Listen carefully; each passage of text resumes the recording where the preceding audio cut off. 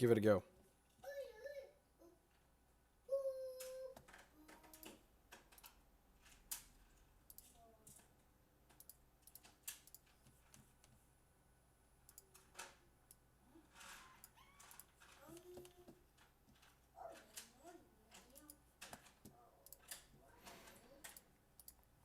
Immediately play against Wintermoon.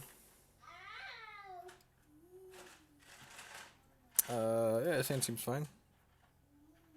Clash of Steel, probably not stellar.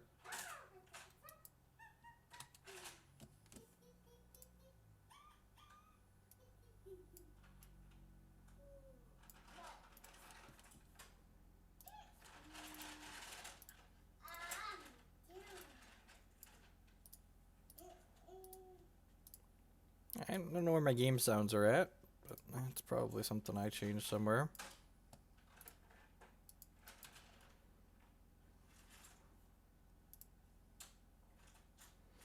This is my fault. I should probably just play.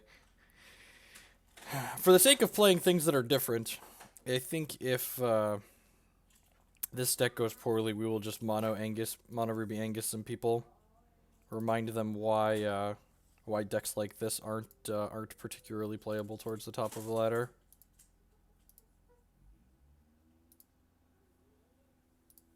All right, well, I'm not playing anything else out until they kill these two cards.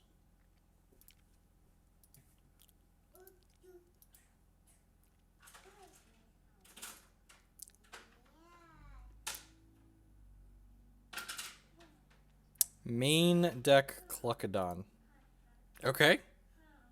Maybe our opponent is prepared for the Angus. That being said, I think I'm still just basically doing nothing. I'm just gonna like keep making. Yeah, I don't really want to commit more to the board into a Clash of Steel, so we're winning this race by a lot. Opponent doesn't have a lot going on. They attack. I get to start attacking with this. This is kind of sweet. I don't know if this deck is good, but this little combo here is not the worst. Life Drain Troop, Soul Slaver. And this is the type of thing like, so when we started building this deck, we started with wanting to play 4 infinite tricks, but like this type of card is definitely a kind of sweet build around me card that's powerful. Wellspring. Huh, what are they doing? And why are they Wintermoon?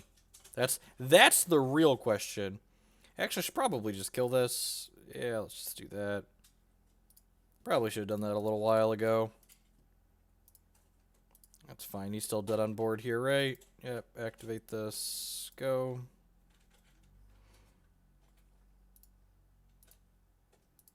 Okay, will not be surprised if there's a fog in their deck. Oh, this isn't dead on board, right? This is 3, 6, 8. Do I play this out to put them dead on board? I don't think I do.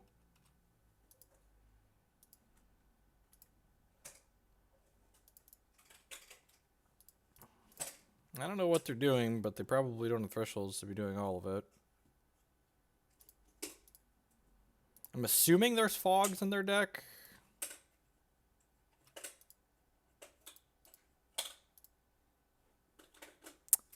Sure. Yep. Sure. No, not a clue what's going on. All right, so Clash is out. Hope Heart Unicorn probably out.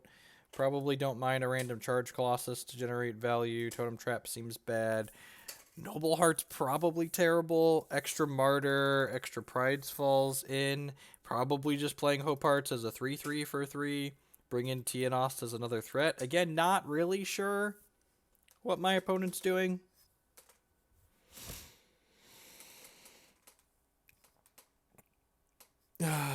Just gonna. I'm doubtful that any of these cards could be good, but we also just, like I said, don't really know what they're doing. And they probably have Crocs in their deck, so Pride Falls and Martyrs are gonna come in.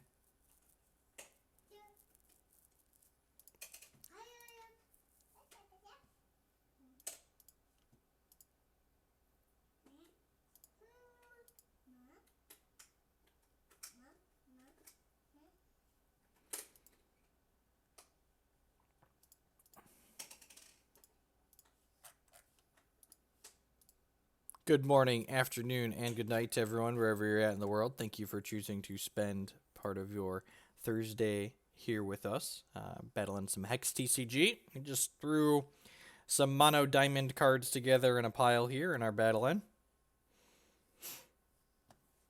Fun fact, Ada the Apparitionist, this was actually the first champion that I spent a lot of time testing the diamond aggressive decks with. And when this set 5 first released, it took me a little while to realize I probably wanted to play Marshall Josephina. Hey, Marty. This card sounds fun. It's like turn all of your phantoms into 5/5s. And our champion power makes 2 phantoms for reference.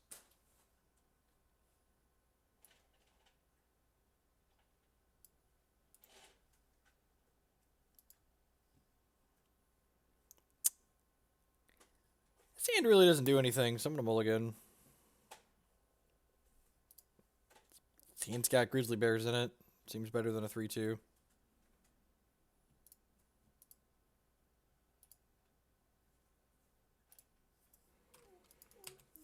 Using a critical Ada using Battle Hymn and the 1/1 narcotics that transform into phantoms when they die. Huh.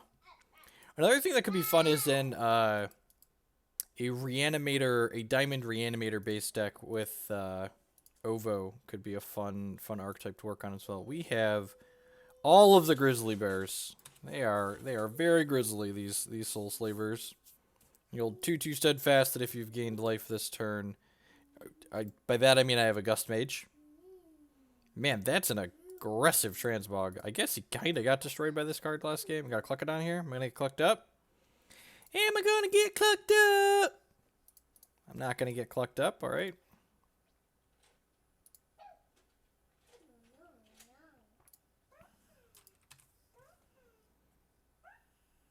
Man, he is terrified of these soul slavers. My grizzly bear down. Grizzly bear down.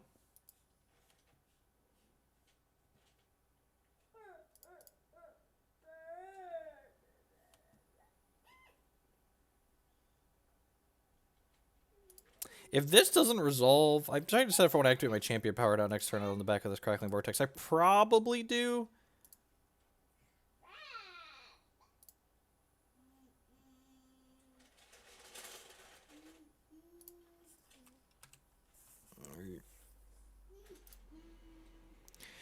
We get crocked here, we're going to feel a little bad. Elite our phantom in our... Yep, good stuff. We still have 1 point of power left over. This eats these 2. We bring this to justice. Right on time, Hope Heart Unicorn. Just going to go ahead and get that croc out of there now.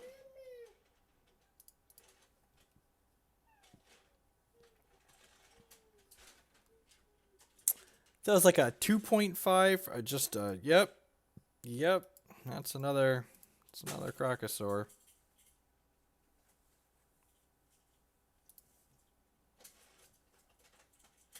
Someday. That's 7 shards and 12 cards. Man, these decks that don't draw cards, they're miserable. Alright, can I get a Tilt Angel or an Infinite Tricks? What's our hero? Our hero, for 5 charges and 3 diamond thresholds, makes 2 phantoms, 2 1/1 flying troops. Captain Walmart with the 2-month subscription. Thank you for the continued support. I do appreciate it. Welcome back. Remember, folks at home, if you're enjoying this stream, subscriptions are the absolute best way you can show your support for that if you can spare a few dollars a month. So we're losing this race, but I guess the good news is if we draw another shard, we're gonna get to Apparitionist in 2 turns. You know, hey, glass half full. Get to use our champ power here. Feeling good. But he's got counter magics in his hand. Can't counter magic my shards, nerd.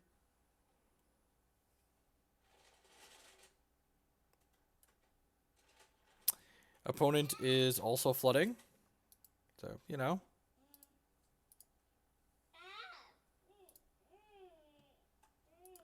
God bless.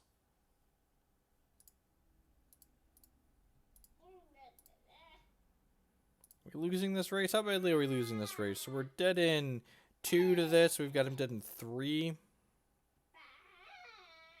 How's it going, Burgle?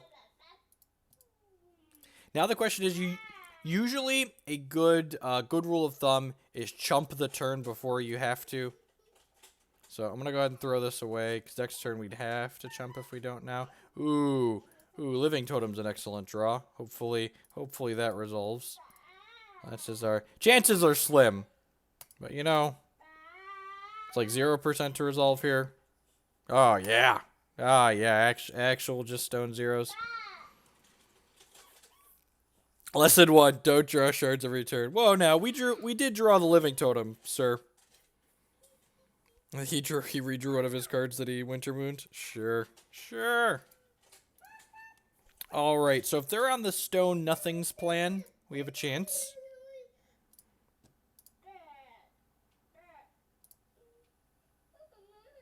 Okay. Let's attack with this.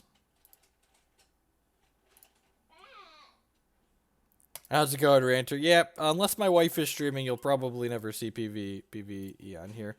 No! All right, dead. That was why we chumped the turn previous. Classic, just wallow and die. Yep, pretty sure we just want to keep all how we did. We've got 10 removal spells in the deck, which is plenty for just a few Crocosaurs.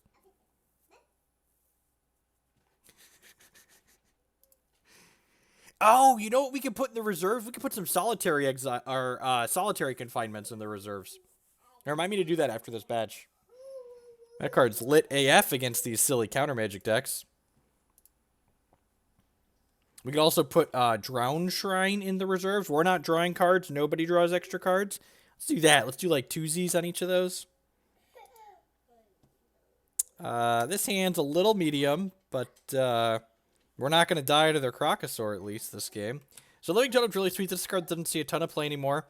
It's a 2/2 for 2 that you can pay 3 to give it permanent buffs, so it just gets pretty scary along the course of the game.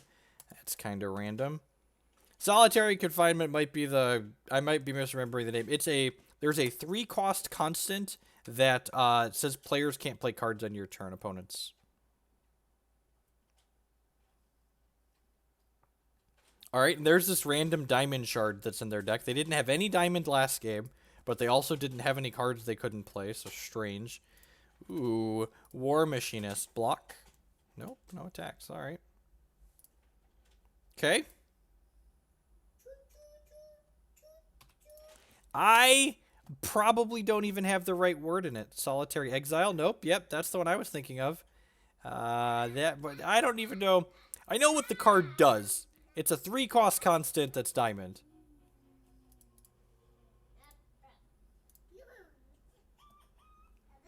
Alright. Counter Raven's Crime target counter magic. Oh yeah. Oh yeah, you get that counter magic out of your hand, buddy.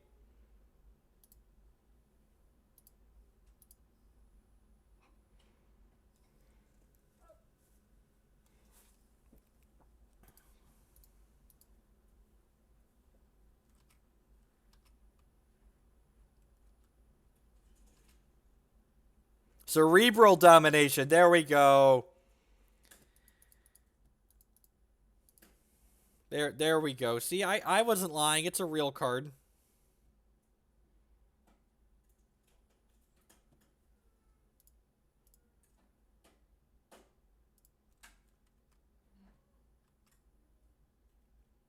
There's a Silver Talon Adjudicator in his deck.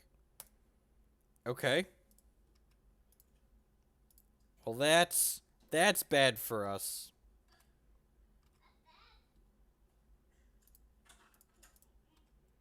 Let's just void the crap out of this.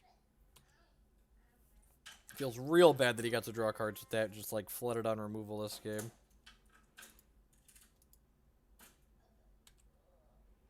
Get clucked up here. Bring this to justice. Get him out of here. Let's go ahead and play. Make 2 phantoms here. There's our clock right here. Counter magic this, nerd. Don't mass polydingler me. Cluckadon, you say. Alright, so this comes into play and gains them some life, and it's going to fight one of my 1-drops. I'm going to Pride's Fall this so I can't fight my guy.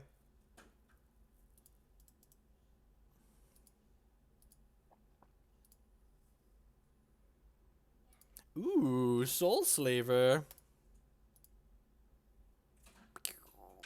I think I just want to play the 3-drop out. I'm going to hold up Martyr, so that way if he has a Crocosaur, I can Martyr it in response to the trigger. Yeah. I can feel a counter magic coming on. Nope. Alrighty. Yep. Alright. Well, our handful of removal is working out here so far. So, after seeing Silver Talon Adjudicator and how few diamond sources they seem to have in their deck, I don't think I'm playing around Bring to Just or Clash of Steel, so I'm just going to go ahead and play out this Soul Slaver. I feel like we're likely just we do have some Grievous Phantoms in the deck. There are 2 for funsies.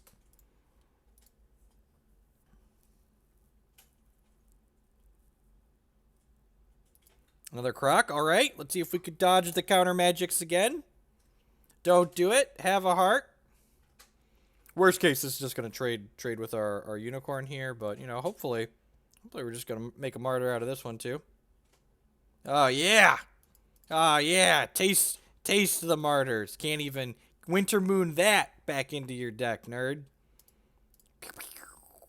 So, this transforms the Crocosaur into the Monument, so the Crocosaur can't be reshuffled by the champion ability.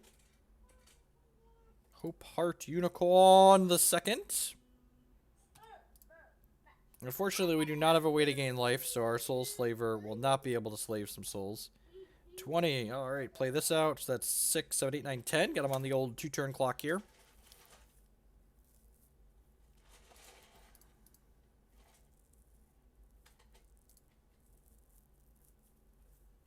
Just never beating a Mass Polydingler. Don't have a way to play around it, so, you know.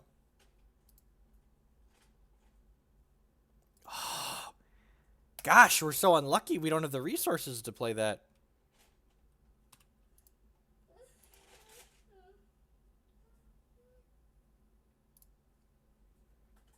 Okay. Okay. The crappy diamond beatdown. Crappy diamond beatdown. Oh, let's play this and shift it onto something here. Put Life Drain on here so that way Soul Slaver can, and actually, let's make...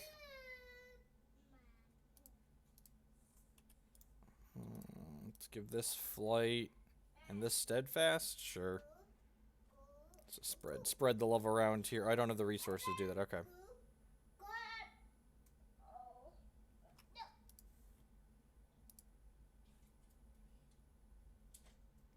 Lullaby. What a just savage AF. So unfortunate. At least we didn't get our Grievous Phantoms reverted. This is a 7-drop 5/5 that turns all of our other Phantoms into 5/5s.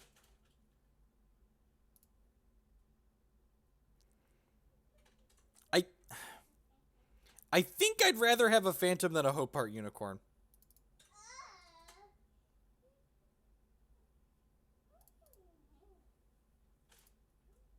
Especially because I have this. Let's give this Steadfast. It's unfortunate that I lost the life drain off of this. Oh, now I can't play Tianos? Yeah, that was a mistake.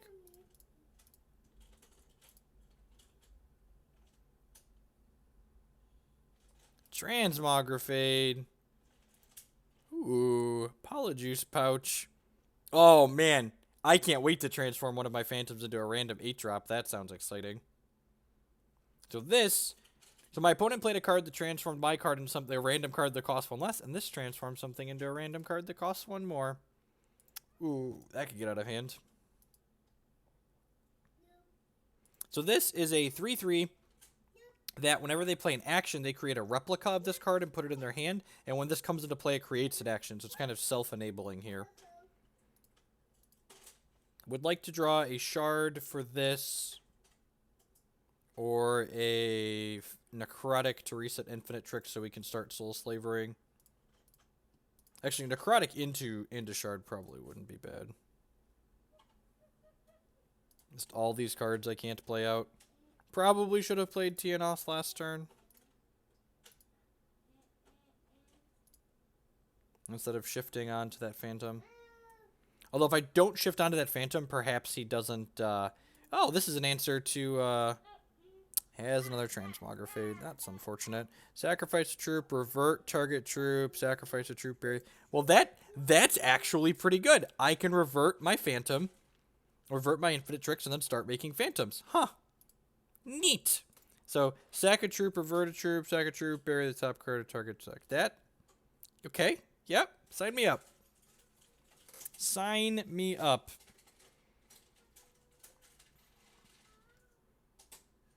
So I can sack this to revert this, and then attack, and then start making Phantoms with this. All of the Robomancers are belong to my opponent.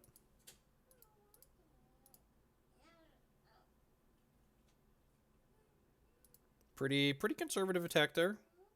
I like it.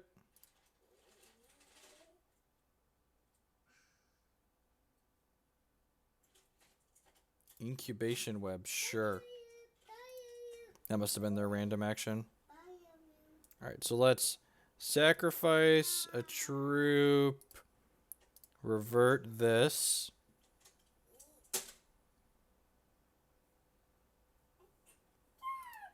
And let's go ahead and attack with this.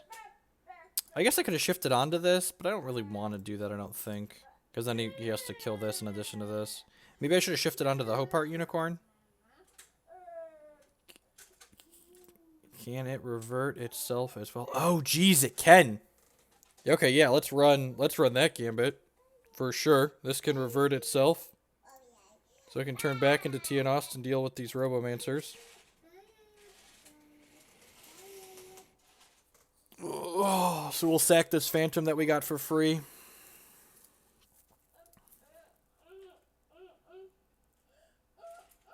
We'll throw this under a bus and then sack this to revert itself. Yeah, it could totally revert itself. Continue to declare defense. So I could just do like this and then do the Hopart Unicorn sack. That's probably loose. Yeah, let's just do this. And then we'll sack this to revert this.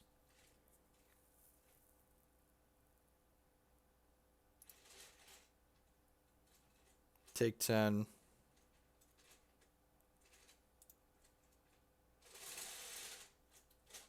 So if my opponent doesn't have an answer for this Tienos, it's just going to get rid of... When this hits my opponent, it voids every Mad Robomancer in all zones. So when this hits my opponent, all the Robomancers in their hand and all their Robomancers in play, all the King's Horses and all the King's Men won't put Robomancer together again.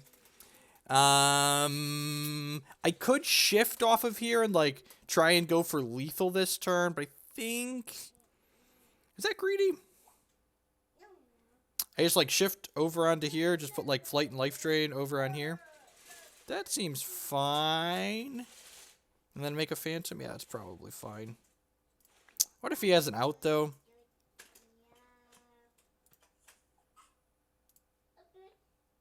Alright. Life. I guess if he has a Transmog, that's really bad for me. Yeah, I'm just gonna attack with these two. I'm gonna play around the Transmog. I think we're far enough ahead that we can afford to do that. Especially when we get rid of his threat. It's possible that I shouldn't play around another Transmog here. So long, Robomancer, my old friend. Do do do do do do do do do. Let's pouch. Give me a random 8-drop. Survey says Siegesaurus. All right.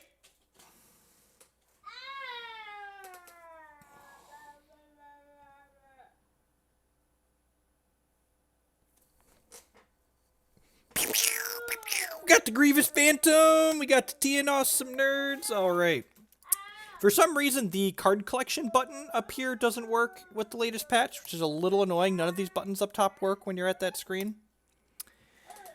All right, so domination. I want 2 of those, and I want drown shrine. All right. Think about what I should cut from this board for a second. I think my toddler might have pooped. I'm going to go check. Thanks for hanging out, folks. Did you poop?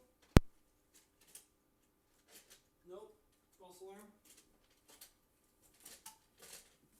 All right. There's the false alarm.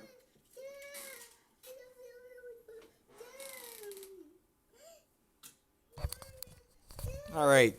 You cannot access anything from the battle. Yeah, it's really... Totem trap. I kind of want the totem traps in here. Maybe I don't need all these shard wards or the scouring lights. I could see scouring light being medium. The Shoku matchup probably isn't that bad for this deck. I guess I could see the third Hope Heart Unicorn not being necessary too. Let's do that. Hey, bud. You want to come in here? Come hang out with Dad?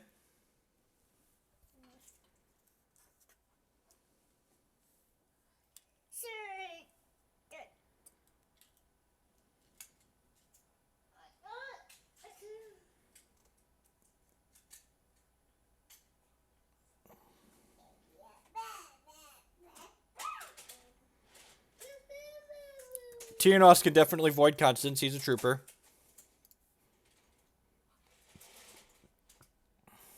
This card probably actually isn't very good, but it's too funny to not play.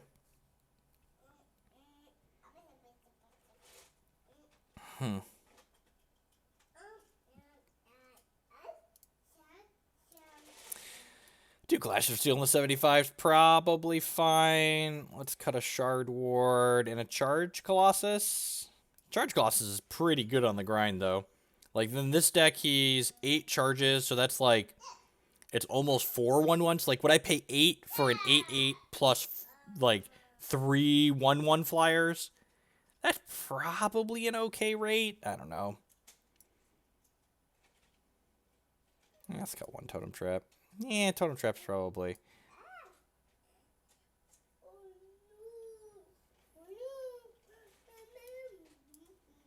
You know what, let's just do this. 2 Grievous Phantoms probably greedy. They got stuck in our hand like that last game. One to get stuck and draws a bomb is probably fine. All right, let's do it. And I'm sure we're just like never gonna play a matchup where we want to board those 4 cards in that I just put in my board. But control decks are probably bad matchups for this deck.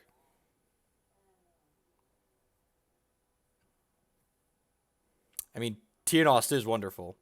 Oh, look at that. We queued into Wintermoon again. So, haha. We have sideboard cards now. Joke's on you. This hand seems medium at best. It does have a Grizzly Bear on 2, though. So what's not to love about playing a Grizzly Bear on 2?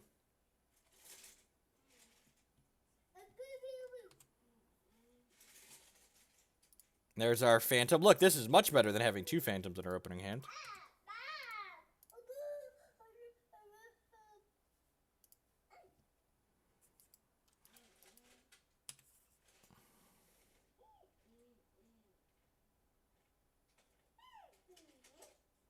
Ooh, Miracle Angel. Gets you all warm and fuzzy on the inside. All right, let's just give this +1/+1 and take him to the beatdown. Won't you take me to Beatdown Town? Won't you take me to Beatdown Town? Bum bum bum bum bum. Bum bum bum bum. Bum bum bum bum bum. Down down down down. Oh, do we need some Oso in our lives? Is that the problem? I got you. I got you, fam. That's rude. What a rude dude. Transmog my thing, eat my thing with a Cluckadon. Dad just got a little clucked up, Jake.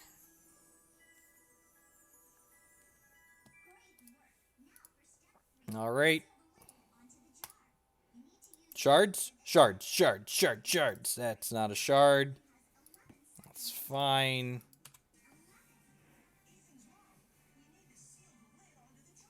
I'm not even sure I want to play... Yeah, I probably just want to play the Infantry style. It's a little awkward playing this out into a possible Crocosaur. But, like, if we get to ready with this, we get to shift over onto this.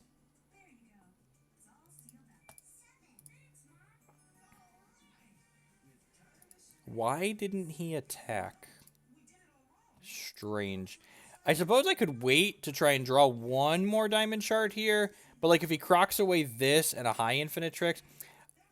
Transmog, huh. That's why he left it back. Has +1/+1 for each troop you control. Yep. He is slain. Gonna run into counter magic at some point. Might as well make it now.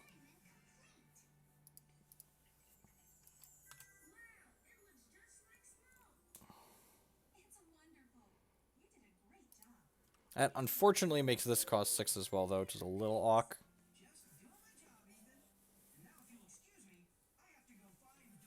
Ugh. Who's a good toddler?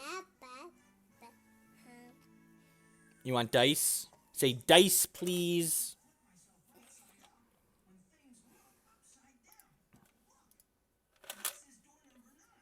Man, we even put 25 shards in here. I wasn't greedy or nothing. I wasn't greedy or anything. And now we're just getting punished because our opponent's playing Silver Talent Adjudicator. That's the worst. When they, like, play this card out and draw cards with it because you're shard screwed. Feels so bad. Alright, well, I guess that's castable. Glass half full. Until we get crocked next turn. I guess croc doesn't really matter because we have Hope Heart Unicorn. Concedes to Dingler. Yeah, croc, sure. Fight my dorks. Alright, this is now invincible. Gain 3 life because you battled my invincible life drain guy.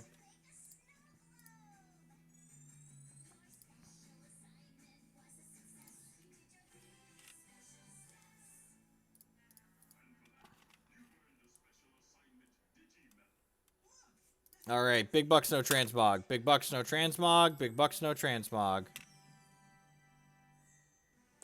Ah! No, Broombot! Why, Broombot? Why? Why? That's why Noble Heart got boarded out last game, you know?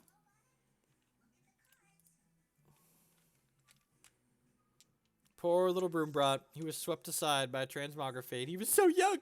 He was so young. All right, we hit running shards here. We put 15 flying power into play. No!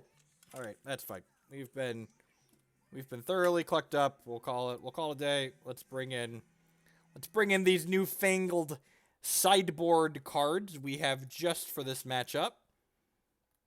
Look at that. Look at that. Martyr and Pride's Fall can come in. These repels can GTFO. Probably don't want these Hope Heart Unicorns. Trim. Oh, the Clash of Steels. Yep, get them out of here. Bring one of those back in. Probably don't need all these Bring the Justices. Yeah, extra unicorns. Probably better than that. All right, start your engines.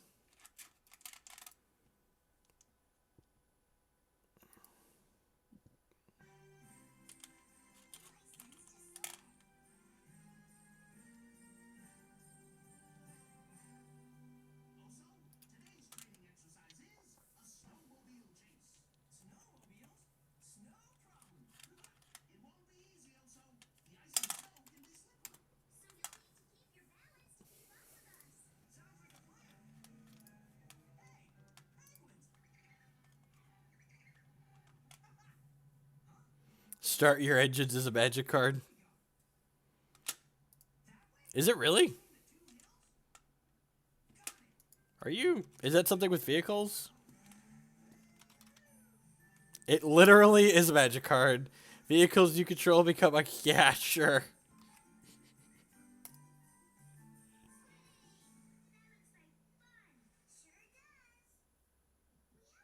There are not many worthwhile 1-drops. So, 1-drops are in a really awkward spot in Hex because of the cards Carnosaur and Cluckodon. See a lot of play in the wild decks. Carnosaur is a 2/2 for 2 that when it comes into play, it battles a troop, and you gain 2 life when it battles. So it's basically a removal spell that gains them life. And then Cluckodon's a 4/4 for 4 that gains 4 life and fights something that costs exactly 1. So basically a 1-drop has to be exceptionally powerful to be worth playing in a format where the cards Cluckodon and Carnosaur exist. Has Drown Shrine in opener, never mulligan. Has other stuff too, like some Grizzly Bears, but also, Burgle, the deck I'm playing right now is likely bad. It's just like this is like if I like dumped out my collection of cards, it was like, these are diamond cards I'd like to play. This is what this would look like.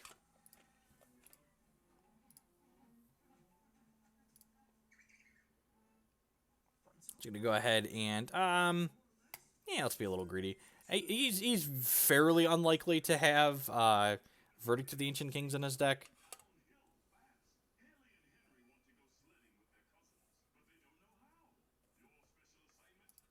Nope. Yep. Questions are good. Like deck building things like that are very much like format contextual for sure. Attack with this, get transmog, trade with his 1-drop after he transmogs us into a bad 1-drop. JK has flying. I mean, what are the odds of getting the same 1-drop? What are the odds of getting the same 1-drop in multiple times in the same game? It's got to be pretty low, right?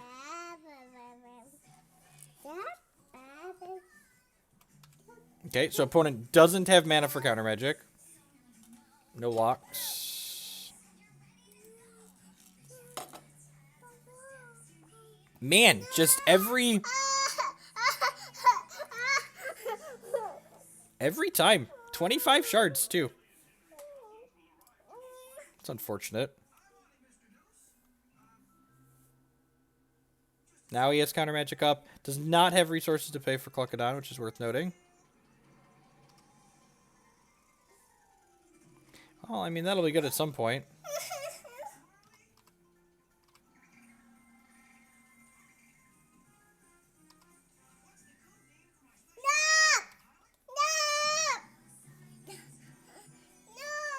God bless him. I really want that trade to happen, because that card would just fill my deck with crap. Wow, what a lucker. His Prophecy hit a card that he could play on my turn, so my Drown Try didn't get to do nothing. That's a little sad. There's the before-mentioned Carnosaur.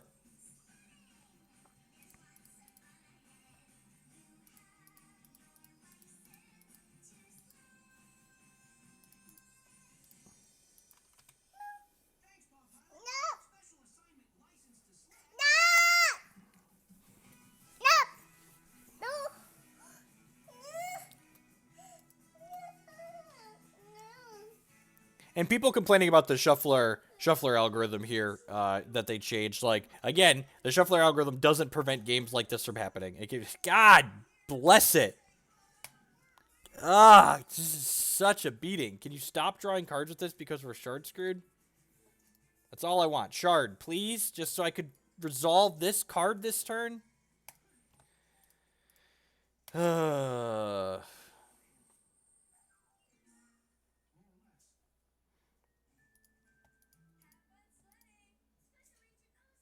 That's probably our window to be able to win this game.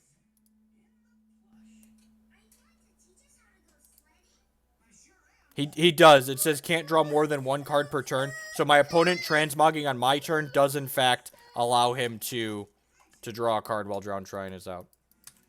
And now this is going to need counter magic because we're a turn behind. Yep, just feels so bad. I can't run this into counter magic realistically though because I have a second one in my hand and then the second one gets stranded. So I think I'm obligated to run the domination in there. And the counter magic would have just been stranded in his hand if we would have hit a shard by turn 6 instead of turn 8. Oh, he didn't draw from Talon. Oh, yeah, you're right. You're right. Look at that. Card did something. Has text box. God, just both the counter magic would have been stranded in his hand? What a tilt. What a tilt. T-I-L-T tilt.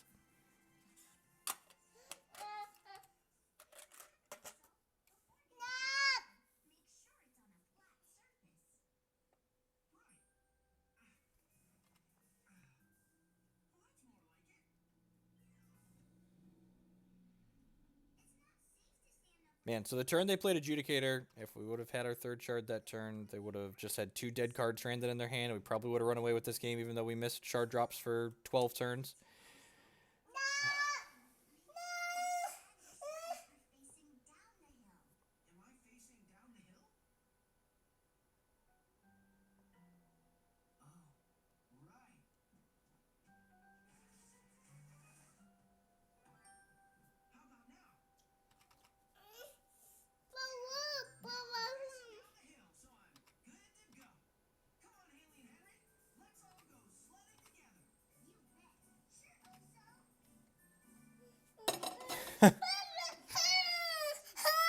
Probably should have done this a while ago. Can you show me what you need, bud? Can you show me what you need? Do you need a snack? Careful. Careful.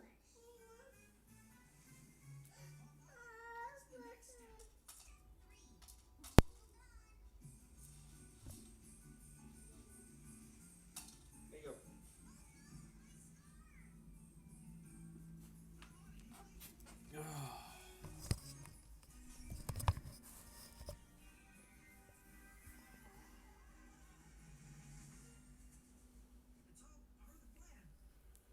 I guess the good news here is that we have infinite removal pulled up in our hands, so so when we eventually do start deploying, when he does start deploying threats, he can't actually kill us, I guess. Just be glass half full about how this game's gone. God bless. Alright. Cloud Knight. Counter magic. You go. Oh, whoa, that resolved. So I'm not activating Ada this turn because I want to be able to have counter magic. I want to be able to counter magic Martyr and Pride's Fall up when I expose myself to Crocosaurus. That way I don't just get destroyed by it.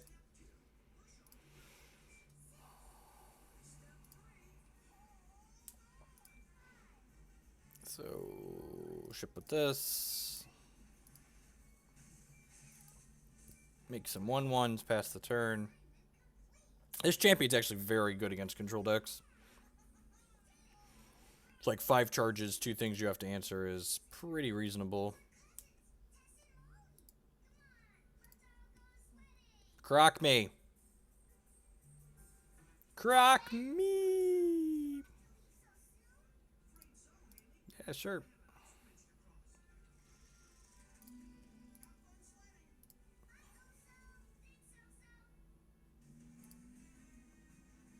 Huh. Do you want to do this? YOLO. If he has Lullaby into Croc here, this would be bad. I guess Counter Magic into Croc's kind of bad for us, too. Yeah, I probably should have just sat there and held these up. Now, if he has Croc, I'm going to be in a bad spot. A less good spot. Yeah. Yeah. Went for the cute play. Got punished. We're just, like, probably a huge favorite to win this game if I just, like, continue passing the turn. Instead, I didn't, and we got destroyed because of it. We still have this Cloud Knight, but yeah, I should have. I shouldn't have played the Phantom out there. It was just a mistake, and now he's got another piece of counter magic, I'm sure. Oh, right. Well, that's at least a blessing. Not going to kill this right away because I want to hold these for the second Croc. Cluckadon, sure. I'm going to Pride's Fall this. I would much rather Martyr Crocosaurs and Pride's Fall Clucks. Wow, had counter magic. Or drew counter magic for the turn, I guess.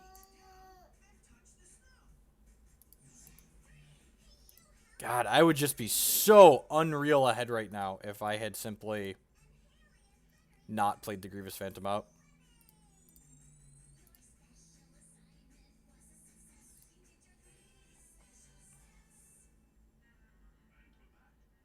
Alright, well. Martyr this. Martyr this. Hold this Pride's Fall in the event of a second Crocosaur race.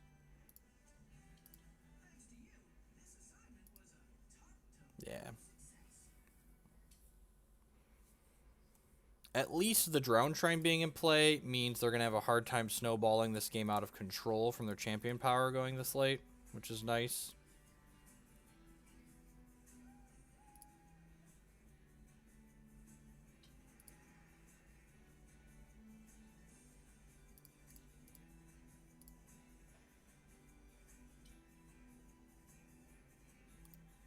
Transmog my guy, yep.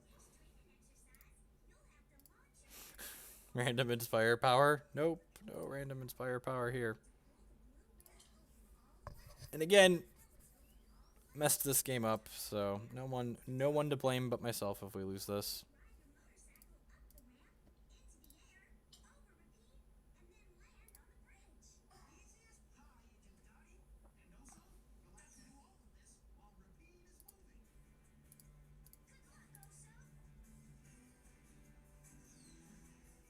Just has counter magic as the last card in his hand. Of course he does. Second to last card. Yep. Tiny bit of tilt, but mostly just mistakes. It's weird. There's just a strange correlation between making mistakes and losing games. It's really strange.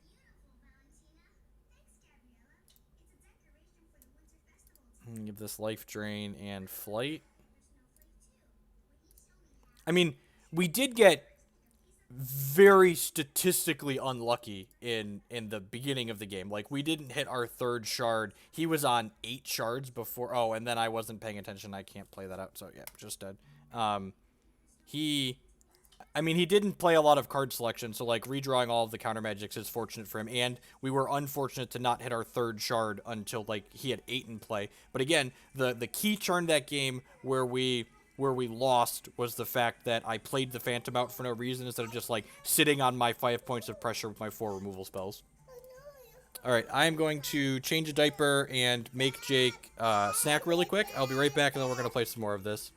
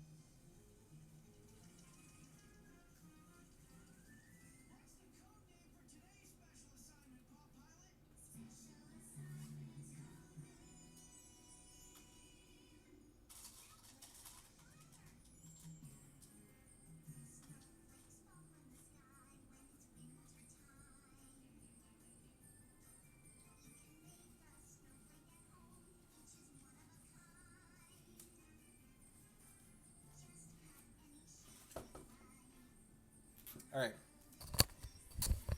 So, while we queue up again, I would like to address the snarky comment that I timed out as I stepped away to get Jake a snack.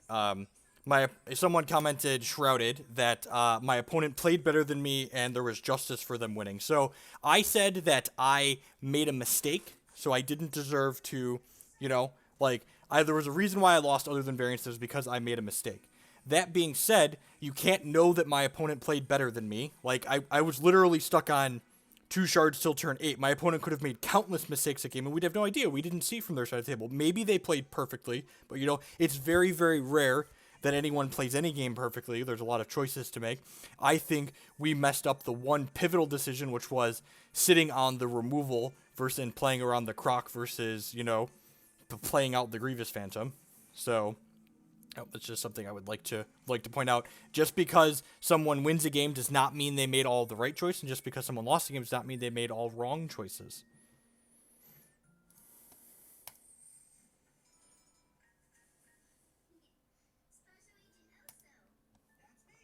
It's also possible to make lots of mistakes and still win games, etc. That's you know, variance by design includes that. That being said, you know, a lot of games, like I said, we got exceptionally unlucky that game, and we still ended up making a mistake that caused us to lose the game. So you can both be unlucky and have made a mistake to lose the game. The thing that sets people apart that are good at TCGs and games that are variance by design and those that aren't is what the people that are good at the games generally make better decisions when they're getting unlucky as opposed to people that aren't. A lot of people just, like, you know, they missed their third shard until turn 8 and they're like, well, they just like shut down. They're like, I can't win, there's nothing I can do, etc., etc. And like that's not true. That game was actually a perfect example of that.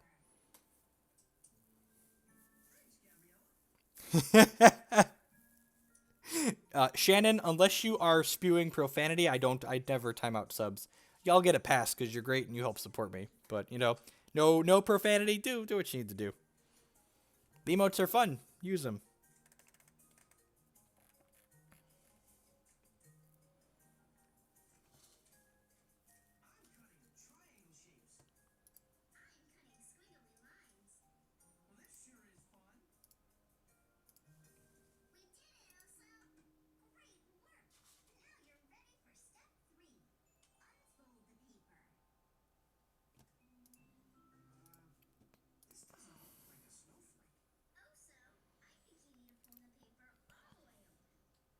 Howdy, Infernum.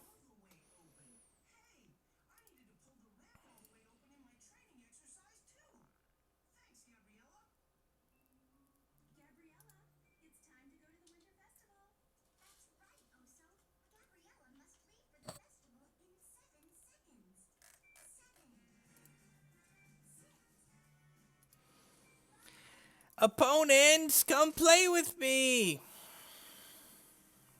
Can we get an Angus opponent? It'd be really funny if we just like get run out of the game by Angus with our deck full of life drain troops. It is worth noting, Burgle commented on the fact that our curve is kind of high, so that could be the downfall against Angus, that's for sure.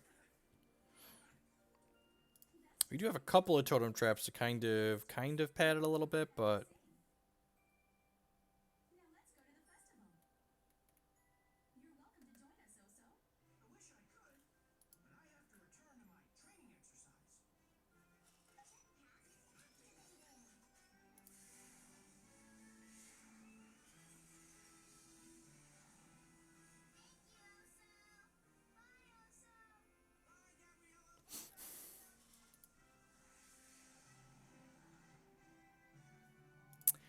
ooh, we got one.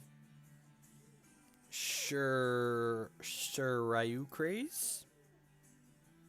It says Warmaster Fuzuko. For 5 charges, all of their troops get +1/+1 permanently. This hand is a pretty easy mulligan. Normally we're a little bit high on the shard count. We don't have a lot of action going on, and we've got a Tilt Angel in our opener. So we want Angel of Dawns in our deck. God bless it. Well, this has an Angel. So if we draw this, and we have a Diamond Threshold, we play it for free. So ideally we want them all to be in our deck. But this hand at least has threat on 3/4. So I think this is a keep. Especially if we just go like 3/4/5 with like powerful flying threats. If our opponent has a fast, okay, sweet. It's a Cottontail Recruiter, 4 or more, create a Battle Hopper. Okay, they create Shin Hair Militia instead. So instead of making 0-1s, his powers will make 1-1s. 1-1 or 1-2? 1-2s.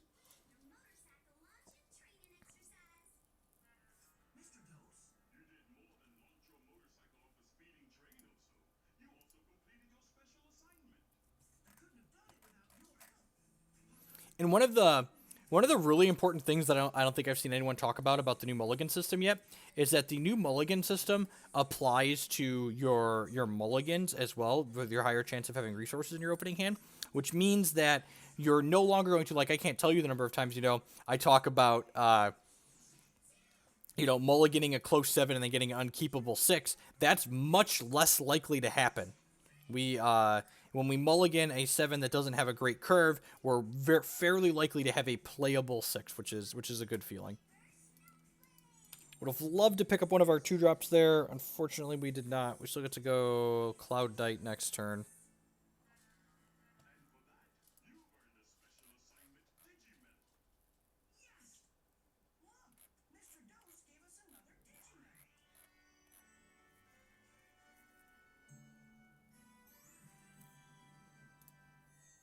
No, Inquisition. At least, will not be surprised this takes the Infinite Tricks away. It's probably the most powerful card in our hand.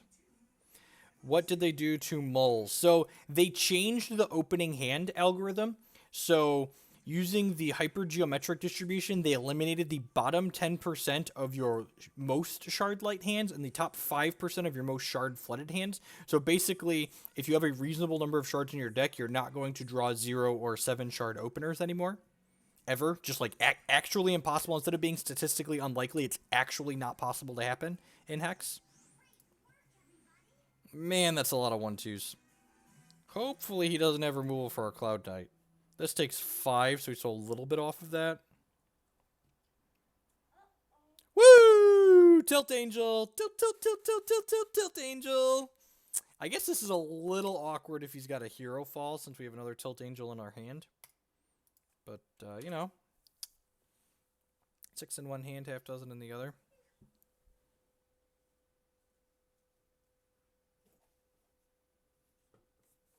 Did you finish all your Cheerios? You need more? Want more? I'm going to run upstairs and get Jake more Cheerios. I'm just going to bring the box down this time. Okay, I'm going. I'll bring you some water down too, okay?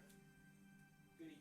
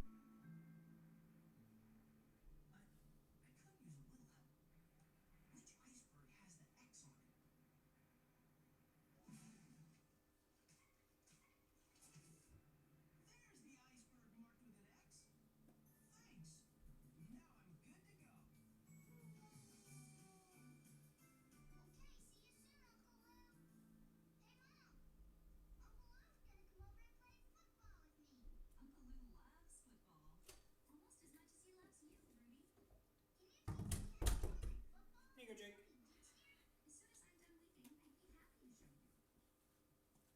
What is that? Sweet. Necessary sacrifice. I like it. It's some hot technology. So probably bringing this recruiter to Justice next turn, so that way his battle hoppers get significantly worse.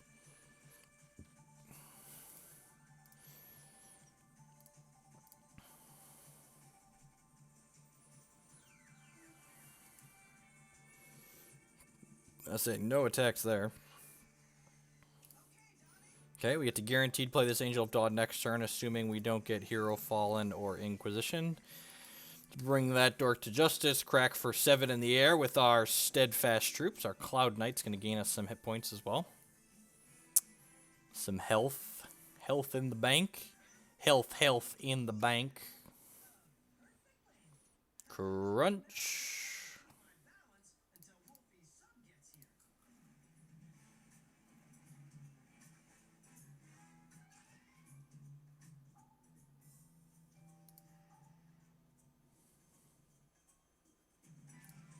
Concubunny.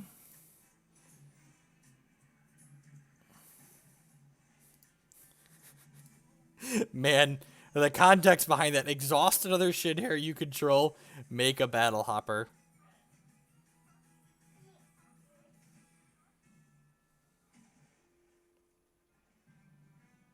Huh. I'm gonna call here.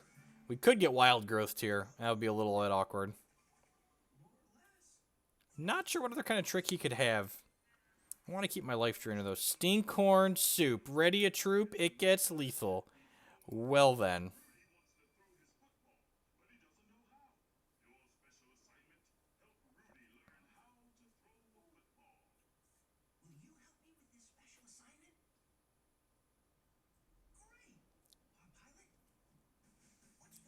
Huh. Now he's gonna champ power? The old champ power post combat?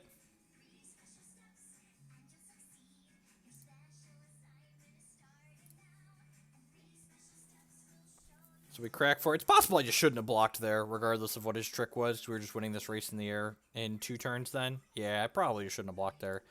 So we'll put him to 12 with this. And then we'll play out Angel of Dawn and make 2 Phantom. So he's dead in 2. 3, including this attack, could have been dead in 2 if I wouldn't have blocked, which is probably ideal. Stinkhorn Soup is a card that we will need to keep in mind when assigning blocks in the future.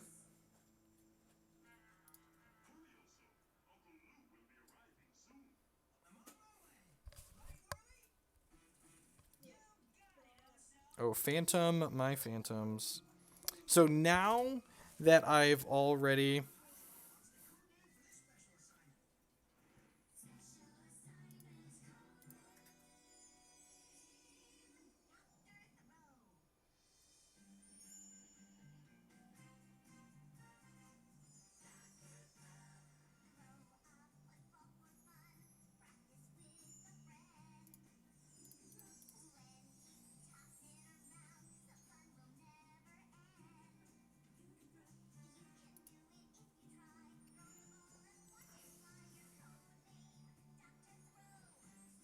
Probably not Ace. I was expecting that call to... I was expecting him to want to trade with the Cloud Knight, and he was just, like, trading 2 guys for the Cloud Knight.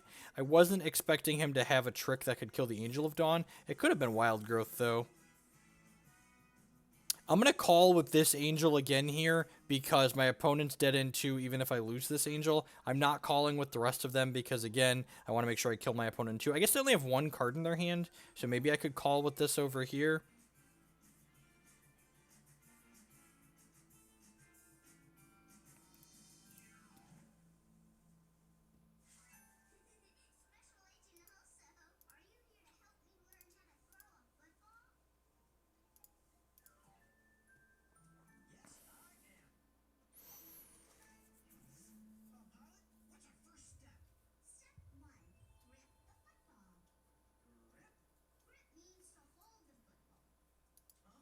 Oh, I'm real bad at counting, aren't I?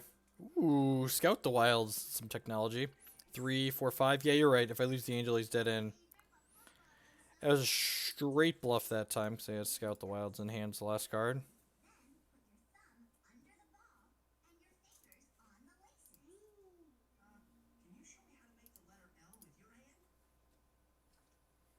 Did he brick on that? That's unfortunate.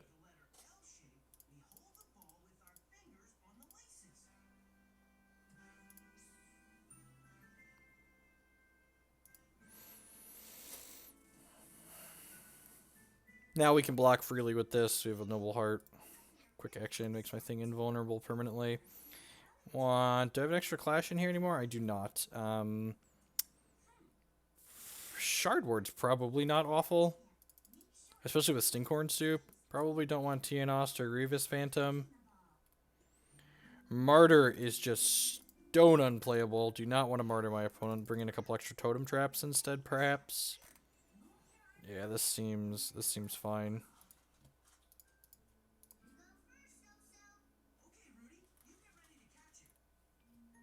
It's called you a liar.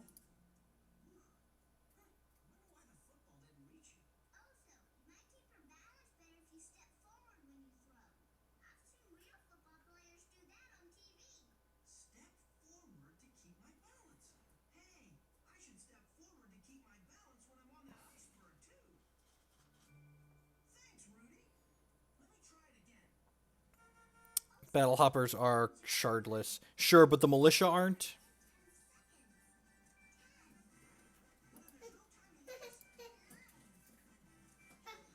Yeah, it seems pretty reasonable. We got a totem trap for a little piece of removal. We've got 2, 3, 4 here. Seems great.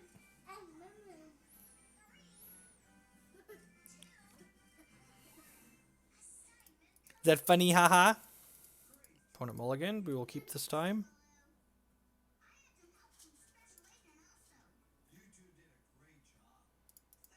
This guy. Oh, jeez. Please attack with this next turn. Please attack with this next turn. Don't attack! It's a trap! It's a trap! It's a trap! Oh, we'll see if he activates our trap card. By the decree of the exalted emperor, I hereby promote you to the rank of militia. Now step to the side.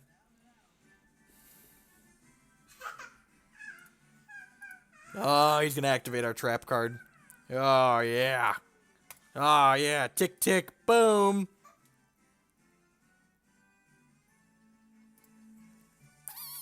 God, I hope he makes battle hoppers post-combat.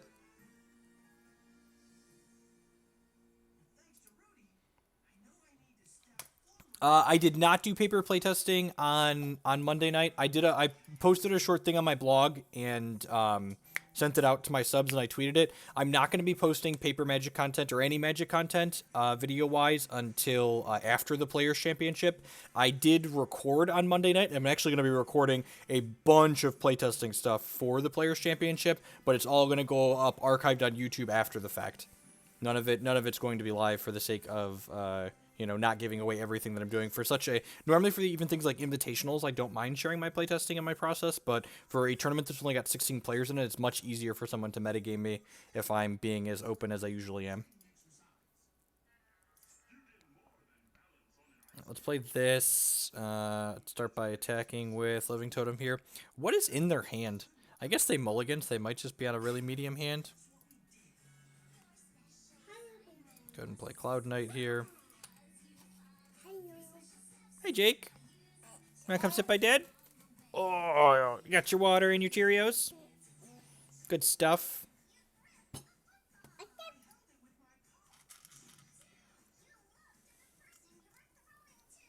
The Players' Championship is Saturday and Sunday next weekend. The 17th and the 18th.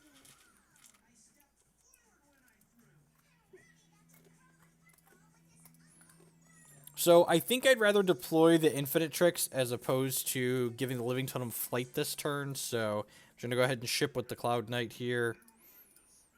And then play out my tricks. And then we'll be pretty surprised if they're able to beat through 2, 3 power life-draining steadfast troops.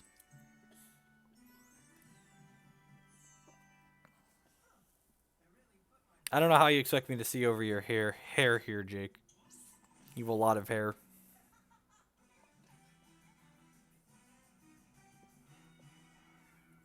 Ba-da-da-da-da-da!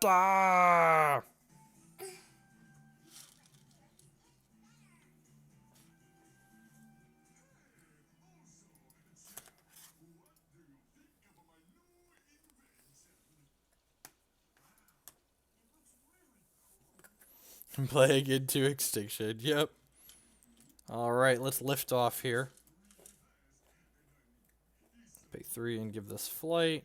So, I know the extinction I think was a joke, but I think I'm actually not going to activate my champ power just on the off chance there is an extinction hiding over there. Like, they're dead on board to me giving this +1/+1 next turn, so I think I'd rather play around a Blood Shard extinction if I can. We didn't have it. We got him. Well, 2-1, and the one match we lost was making a mistake, so, this could definitely be going worse. Good morning, afternoon, and good night to everyone wherever you're at in the world. Thanks for choosing to spend part of your Thursday here with us, playing a battle on some constructed Hex TCG. I appreciate you taking some time out of your day. I know there's a lot of different things you could be doing, different people you could be watching. Remember, if you're enjoying the content, the best way to show that support is with a follow or subscribe with those buttons above the stream there, so I appreciate both of those.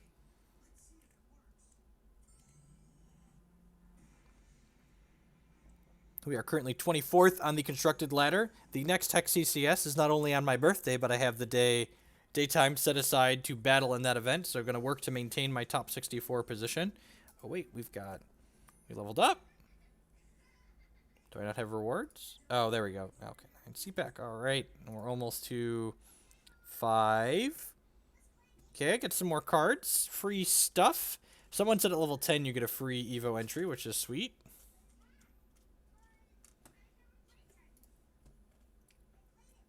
The next CCS is on January 7th.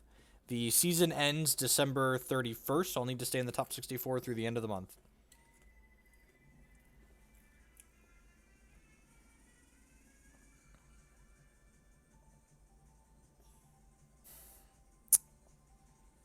So we have a Tilt Angel in our opener, but the rest of the hand is a pretty reasonable curve, so I think I'm going to keep.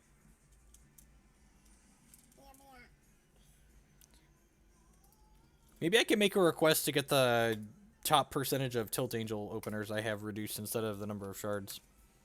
It's like never have Tilt Angel in my opener.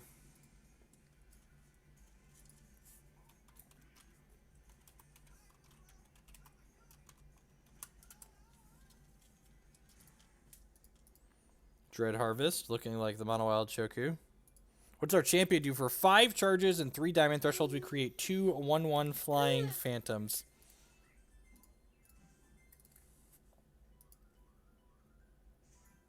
So Repel's a little bit awkward here, because if my opponent plays out like a Might Singer or a Runir Hierophant next turn, we can't actually repel it because it won't be attacking, so we're not going to actually be able to use our resources.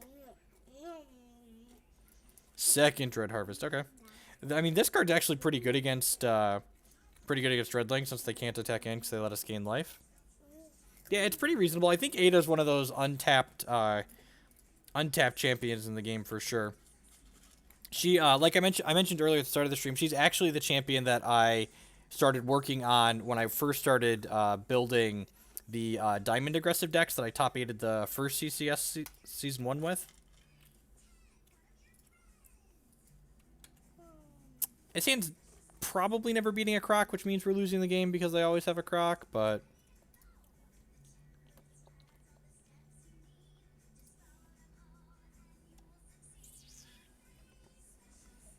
Okay, making Dreadlings free combat. You killing this?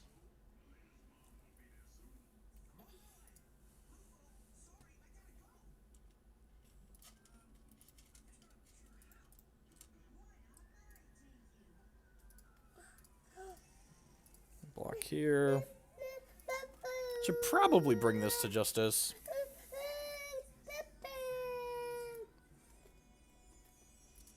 Yeah, I'm gonna go ahead and bring this to justice. Yeah, let's just play the Infinite Tricks. We're dead. I think we're dead to Croc this game regardless, so let's just try and kill them before they have Croc, and the off chance there wasn't a Croc in their top 12 cards for some reason. I'm doing well. Life is swell. Have the entire weekend set aside to do prep work for the Players' Championship next weekend. Okay. God, Wild Shard here makes six Dreadlings. Yep. This makes 3 more. So that's 9. So I block 2 and take 1. Stinkhorn. Interesting.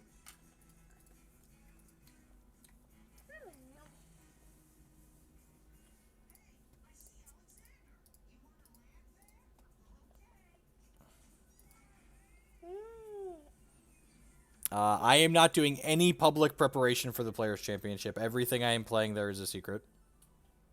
People may or may not be surprised with the decks that I show up with. Let's go ahead and ship with both of these. I suppose I could shift off this Infinite Tricks onto the Spear Cliff Cloud Knight. Huh. I also just put him like dead on board. Yeah, let's do that. Let's just put him dead on board. Alright, don't Croc me. I suppose if he goes Eulogy into Shard, I'm dead too? No, not quite. The Phantoms mean I'm not dead to that. This is definitely the most aggressive line. Like I said, I don't think we're beating Croc, so we don't play around it. Sweet. Be aggressive. Be aggressive. Kept 2 Scouring Lights in my board because I'm a genius. Get some Pride's Falls in here. Noble Heart is phenomenal in this matchup. Almost wish I had a second. Tianost is fine. Brain Juice is a little bit medium. Clash is good. Repel is medium. Martyr's also medium. Like, Martyr's not great when they have all their Dreadlings going, but Martyr is great for killing, what's it called? Killing, Crocosaurs. I think I'm going to trim the Soul Slavers.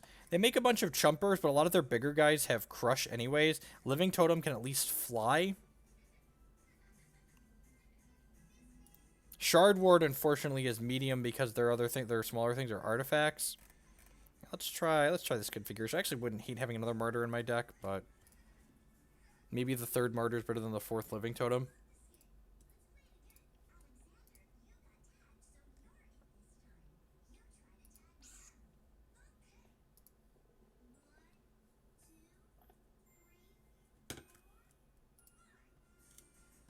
Man, Tilt Angel, what are you doing to me? This hand is not particularly good, so I'm going to go ahead and mulligan it. Doesn't have a strong curve and has Tilt Angel in the opener. This hand's fine. It's got a Scouring Light in it at the very least.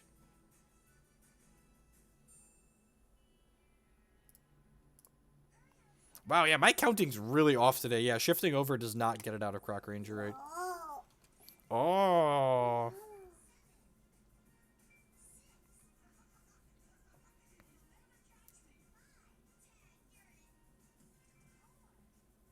Dread Harvest, sure.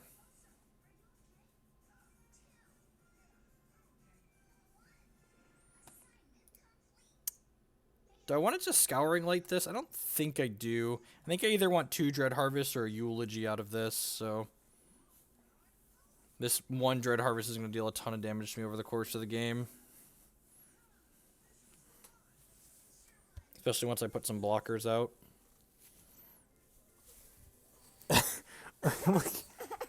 You're a brat. You know that? You're a brat.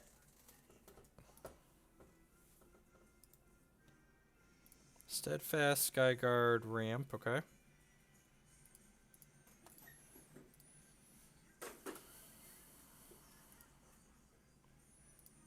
think I'm going to Martyr this Runeair. Yeah, I'm going to Martyr this Runeair. It's going to start accelerating him otherwise.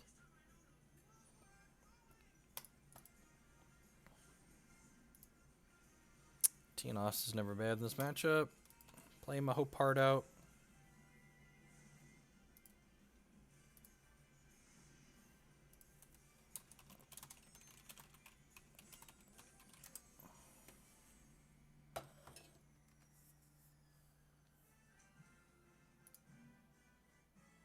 Acolyte's kind of scary. You can just start pumping mana into this. Yeah, that's pretty good. So the easiest give my opponent an extra resource every turn. So next turn they're going to have 6 resources and can make 2 Dreadlings. Hopefully I run off like an Infinite Tricks here. Would be nice.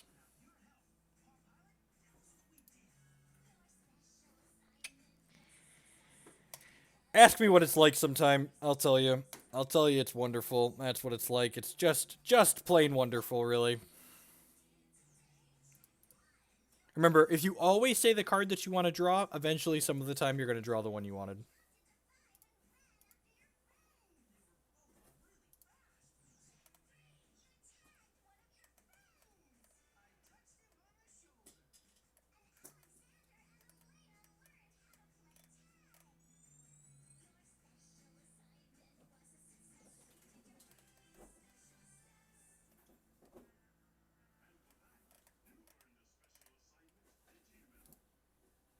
There's the Eulogy, okay.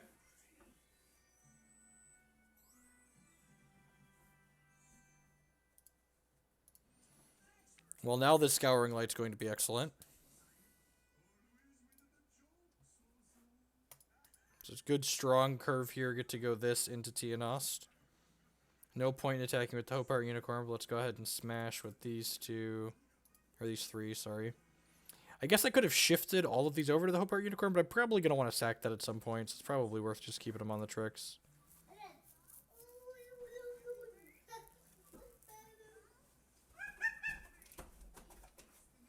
I do like the new draft gauntlet. In fact, on Tuesday's stream, we played a draft. We played a draft gauntlet, and this is the first time we played limited on stream in a very long time. I'm gonna need to play some limited on stream, after, in preparation for the CCS, because hopefully we will be top 8ing that event. Alright, so go ahead and sack this, which makes this invincible. I wait until my opponent chooses their battle targets to make things invincible, because that way if they choose this, this still lives, and I gain 3 life out of it, which is a good exchange for us.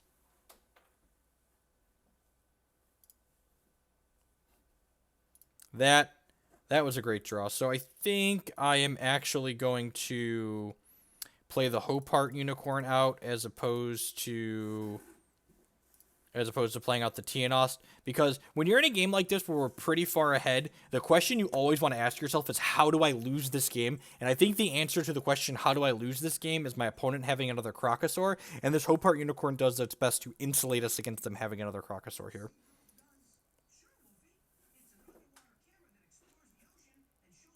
If he's got a shard here, we're going to take a lot of damage. I guess not that much. 1, 2, 3. It's not that much, actually. So he's hitting 2 in the sky here. Take 6, go to 22.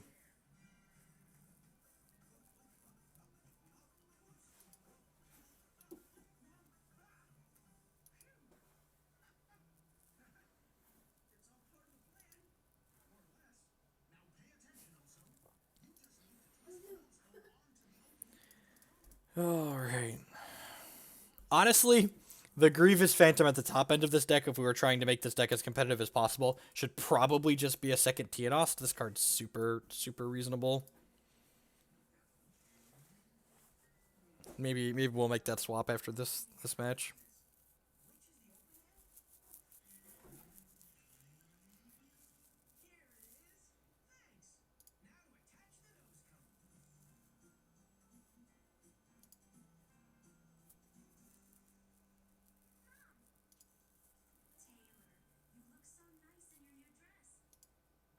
They can make a bunch of things here, but it will not be enough.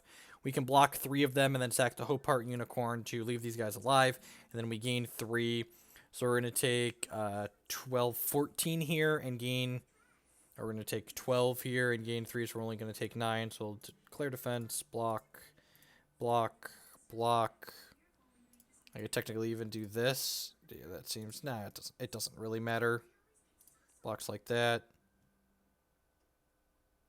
Activate my Hopart Unicorn, make my guys invincible.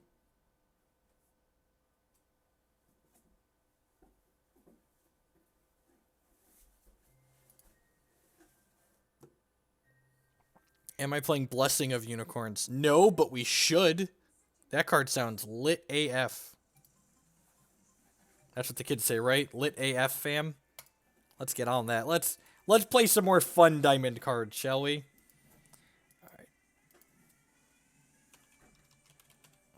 Tienost back up by Hopart is pretty sweet. What does this card do? Blessing of Unicorns. During your turn, if you control less than 2 other diamond troops, put this in your hand. Huh. This probably isn't good enough. That probably isn't good enough. The more I think about this deck, the less I like the clashes in the main. I think you're right, Ace. The Hoparts have really been overperforming. Do I want another Noble Heart in the deck?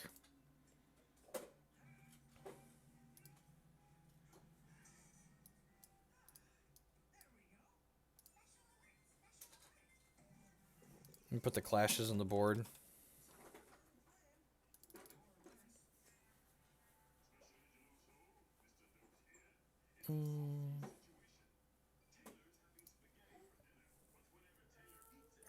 Do this.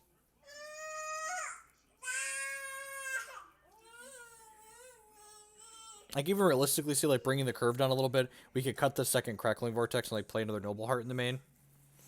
Also sad no William Rowan. Willy Boy could be an okay card to play. Yeah, let's do it. Let's get all the sweet diamond cards in here. Let's trim 2 living totems because they're clunky in multiples, and the 4th soul slaver because we don't always have a life drain thing with them. Let's do that.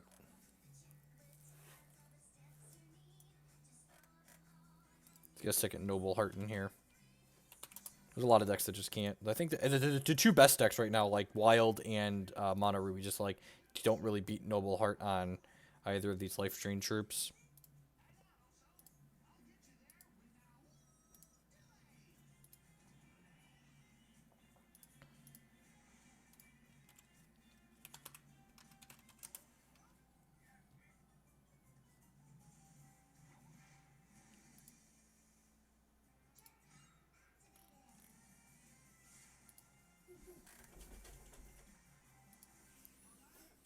And this deck list is now available in my Hex Decks button below. I did not have it published on there. Apologies for that. It's published now.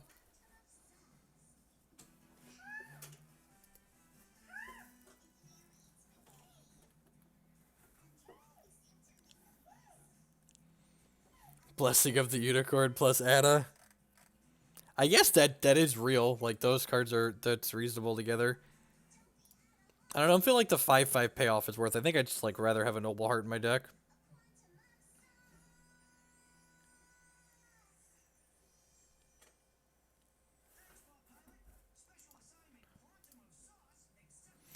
Yeah, found us a Scrub Lord here. Ace. 1 shard and Angel of Dawn in the opener. Let's replace. 3 shards, Angel of Dawn in opener. I think I'm supposed to keep this. Yeah, I know Blessing of Unicorn is invincible. Like, the body that you get the invincible on is relevant. Like, having just a random 5/5 that's invincible is much worse than having a Flight, Life Drain, Steadfast that's invincible. For obvious reasons. Our champ power is probably excellent in this matchup, actually.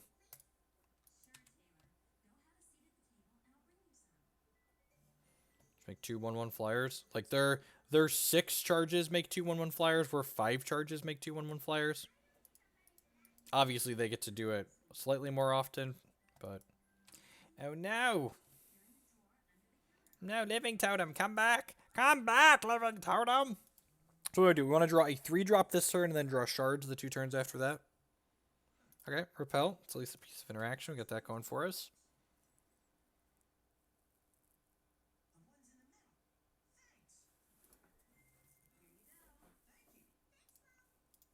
Card's so good.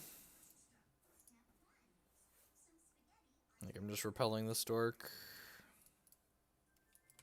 Just like, ideally we're going to draw resources here and then have our resources tied up here for the next couple turns. Alright, and also ties up our resources. This is likely to die. It's only a 3/2, so will not be surprised if it eats a burn or a crackling bolt here. I dream of a world, though, where this... Oh, shoot, he's playing Prophecy Burn. That's terrifying. Oh, God. Oh, God. Mercy. Mercy. Mercy. Oh, scale of 1 to dead. Probably dead. Ah, the old post-combat Bumblebot of shame. Shay said shame bot. Shame. Alrighty. That being said, we're probably dead. So this card, Starcaller Ancient, whenever they draw a Prophesize card, it doubles it. And he doubled 2 Prophesize cards. So he's got another Crackling Bolt that draws a card in his hand. And then he's got 2 troops that draw cards in his hand. So looking pretty bad. Yeah, he's got another Thunderfield Elder in his hand that draws a card. Resource. Resource.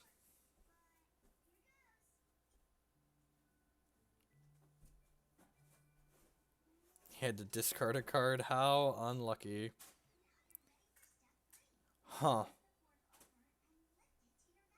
So, I think my best chance to win this game is to Noble Heart this Infinite Tricks. So I'm not going to play out my Infinite Tricks into a known Crackling Bolt, and a possible burn or second Crackling Bolt to kill it. I think like I said, I think my best chance to win is just to run another shard off here and then go Tricks into Noble Heart into 2 Phantoms.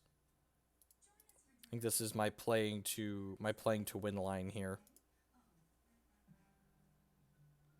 And we could very well still die. He could have Transmogre Fades in his main deck.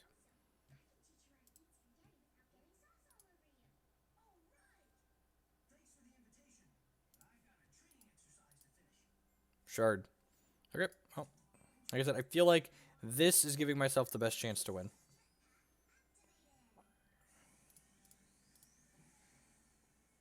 There's a very real possibility there's not Transmogre Fades in his main deck.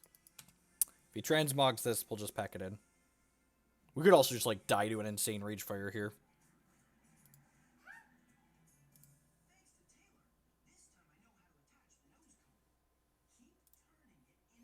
Do do do do do do. My life like a diamond.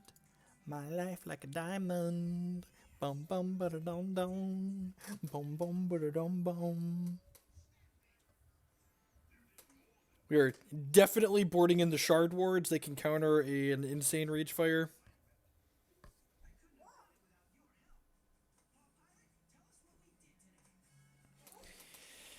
Martyr's a card I'm always split on in this matchup.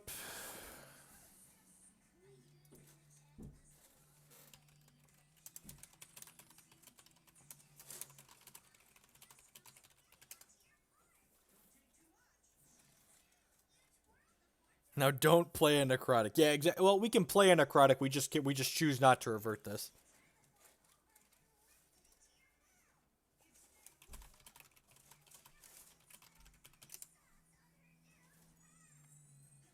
He just said, I don't remember if I have Transmog in my main deck. And I was like, yep. In fact, we're going to board Noble Heart out in this matchup because he's going to 100% have Transmog post board. But a lot of these Prophecy Burn decks don't have Transmog in the main because Zigamot's game is just more powerful with the Prophecy effects.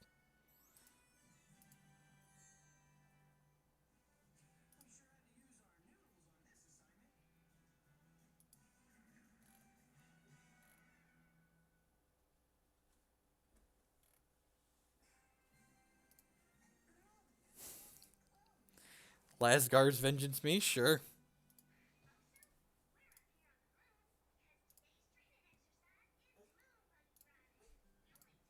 Alright, so this attack deals 2 to me. We take 5, gain 3. Possibly makes another Lasgar's Vengeance he could have in his hand cheaper. Attack for 4, 3. Play this Tilt Angel out.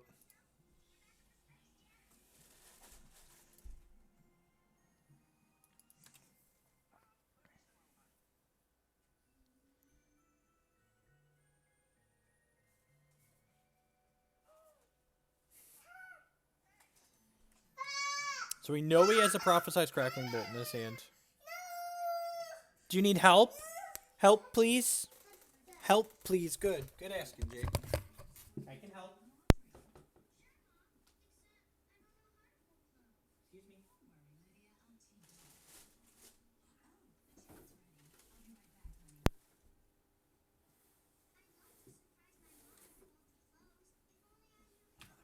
Lasgar's Vengeance. Sure. Ah, the casual copy draw card, Lasgar's Vengeance. Yep. Casual double Lasgar VU still don't have good attacks. Feels good. Any Deathless Guardian Reserves? No, I don't have any Deathless Guardian Reserves. I for that exact reason, I don't think that card's particularly good. Hey. Don't knock your mom's basket of laundry over.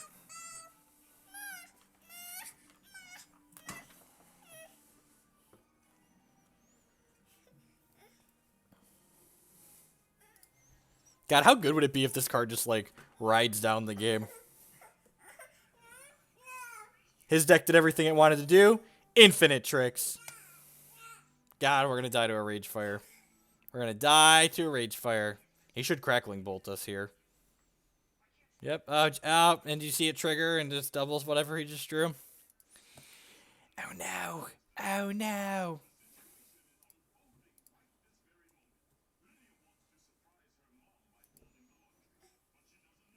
We're probably dead. Here. Jake, here. You're gonna get stuck. Okay. It's a good...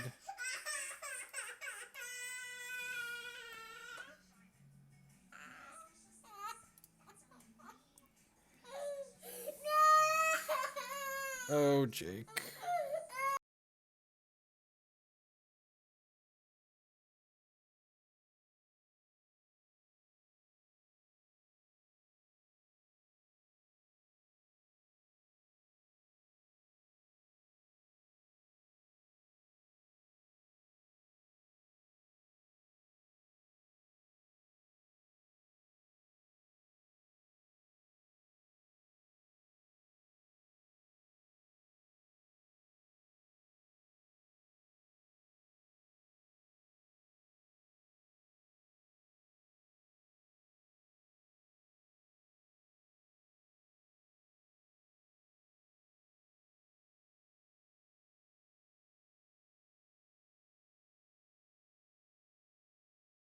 So as predicted, still probably going to die. Doesn't look like he has transmog in the main, but still probably dead.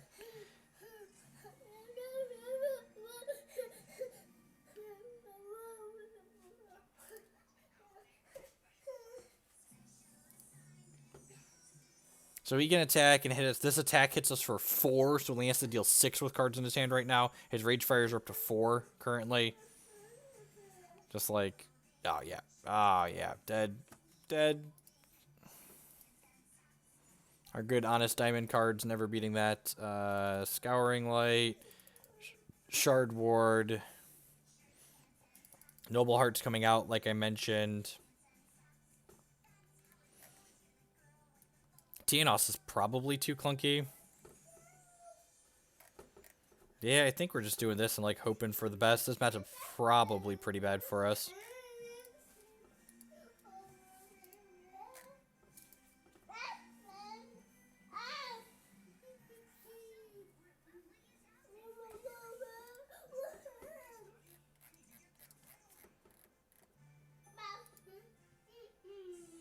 A Clash? I don't think we want Clash of Steel.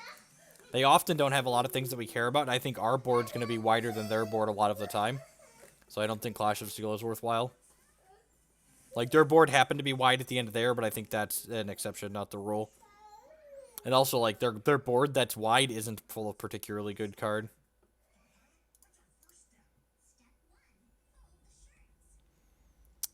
Yeah, kind of clunky, but has Drown Shrine in the opener, so I think I'm just going to snap it off.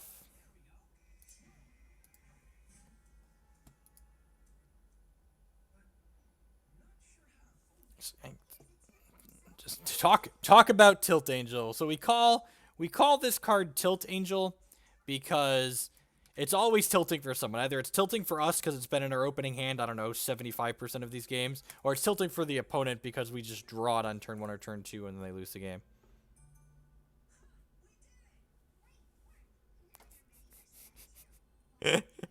Hey, Steven, good afternoon. Alright, and I think I definitely want to just get the Soul Slaver into play here. My opponent can't draw additional cards in their second turn usually unless they have Crackling Wit, and Prophecy Burns that normally play Crackling Wit. So I think it's worth just getting the pressure out as opposed to playing this down. Hopefully we hit another shard in our next 2 draws so we can play this Infinite Tricks out on curve. Part Unicorn's not bad. Crack with this. Hopart Unicorn into Infinite Tricks is actually pretty good. If our opponent plays out, what's it called? I'm blanking on the name. If our opponent plays out Lanupaw's Sight this turn, we will have to play Drown Train out next turn instead of the Infinite Tricks. Which, that's fine.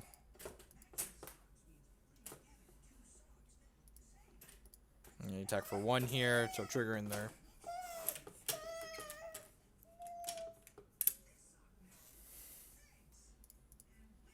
Let me tell you, life as a 3-year-old is rough. 2.5. Hey, it's closer to 3 than 2.5. Alright, we didn't hit the shard anyways. Let's go ahead and we'll crack for 5 here and then deploy this Drown Shrine.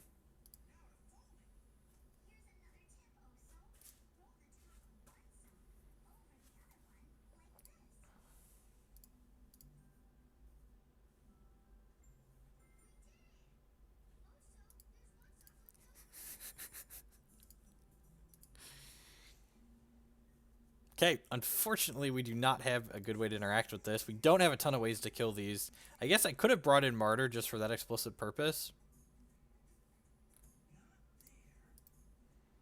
Rage Fire. Do I want to keep this alive? I don't think I do. Yeah, that can just die. I think I'd rather keep my Infinite Tricks alive with this.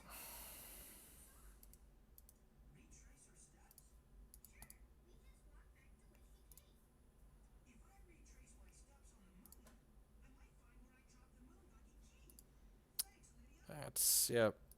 These have diminishing returns on them. So this says each player can only draw one card each turn. So the second one doesn't do anything other than insulate us in case they can possibly remove the first one. Much preferred to have picked up a shard so we can get infinite. If we would have curved tricks into Angel here, maybe we'd have a good chance. Another line of pause sight, sure. So these aren't going to draw them additional cards because these drown shrines, but as long as this is in play, Ace is going to be able to double those. Let's see if he attacks here into the... Ha-ha! You've activated my trap card.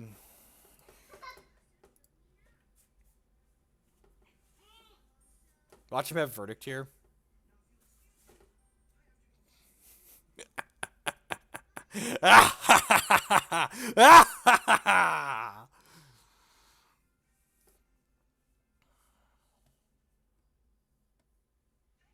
You will double nothing! Nothing!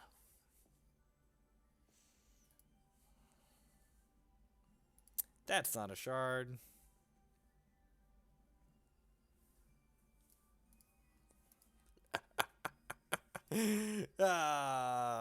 Life's great. Hex is great.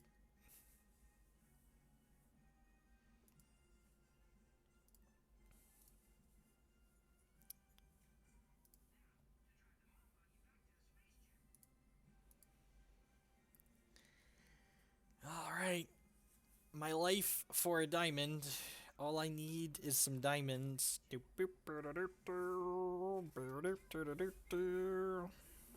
Hey yo. I said hey yo. Infinite tricks come and mess you up. Hey yo. We say hey yo. Gonna dum bum ba da da dum dum.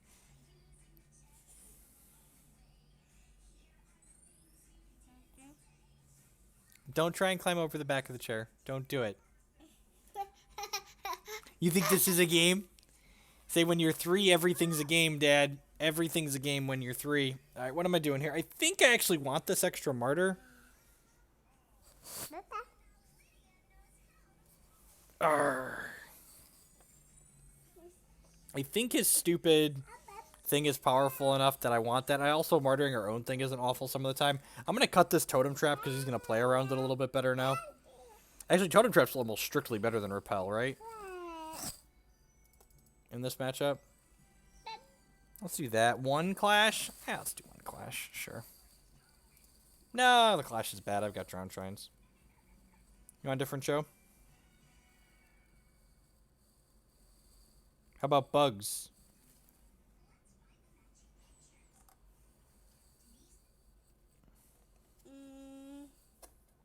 Lay down some fat beat bugs beat.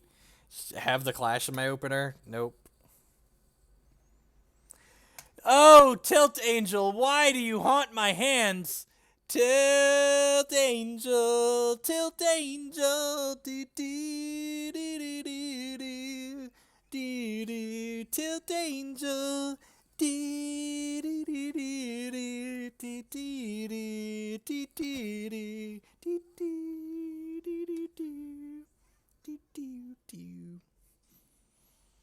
Every time. Every single time.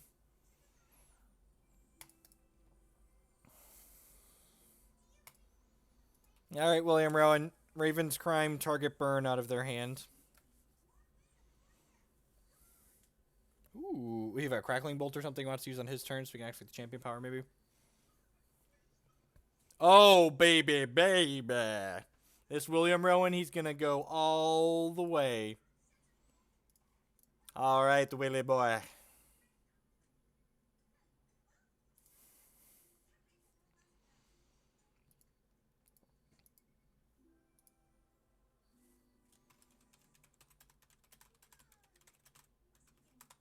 Willie boy is coming for ya. Alright, now, if we aren't savagely unlucky, Rowan is the top card in our deck right now.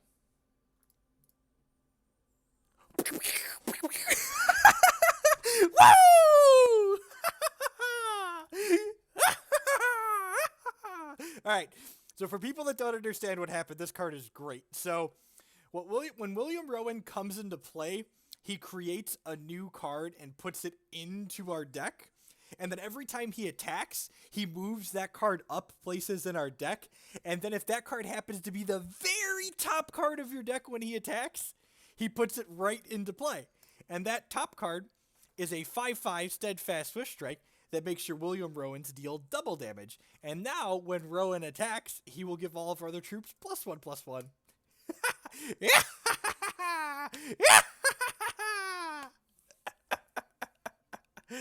Excellent. It's the little things in life, really. Prevent all damage dealt to you and troops you control this turn by ruby sources.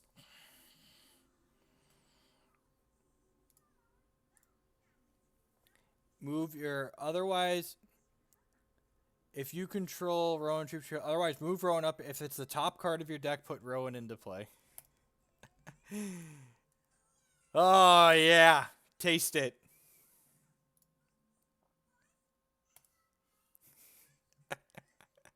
This is just like such a cool...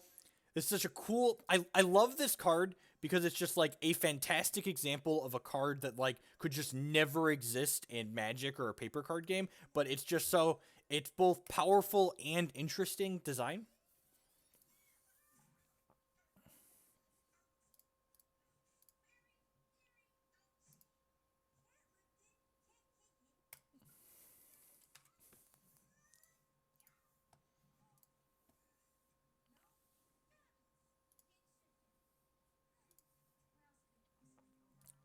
Ace should pray to RNGesus a little bit more. He'd have better luck. So, probably bringing this Filthy Thunderfield Elder to Justice next turn so we can just crash in. I guess this has Swift Strike, so I could just, if he wants to use this as a gain 5, that's probably okay. Yeah, if he wants to use this as a gain 5, I'm just going to let him do that.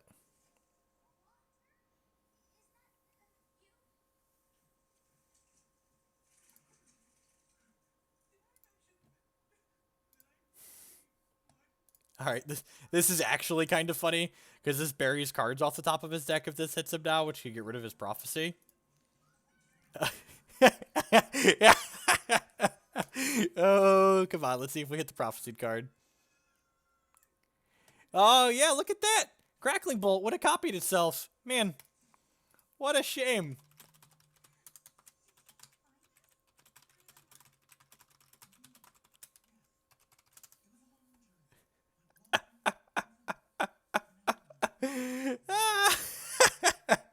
Alright, don't Lasgar's Vengeance me. Don't do it. Have a heart. If he has Lasgar's Vengeance, then he can attack and put it down to 6 here. We're actually not in that good of a spot. Ah, damn it.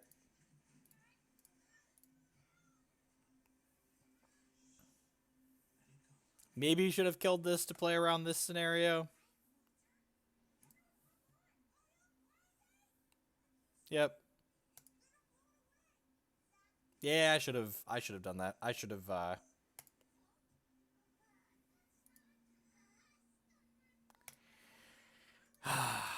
I should have killed his thing or not activated my champion power. That's what should have happened there. Yeah, should have killed his thing or activated my champion power. It was definitely the series of events that I should have done. Shoulda, coulda, woulda.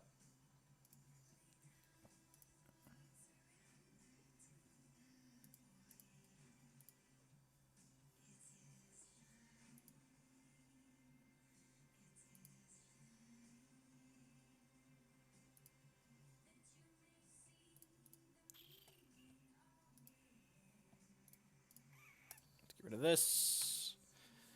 Preserve our life total a little bit. Its only better thing to get is a Starcaller Ancient, and that'll have to come off the top. We would have played it last turn otherwise. So little shard heavy, lucky in some ways, unlucky in others.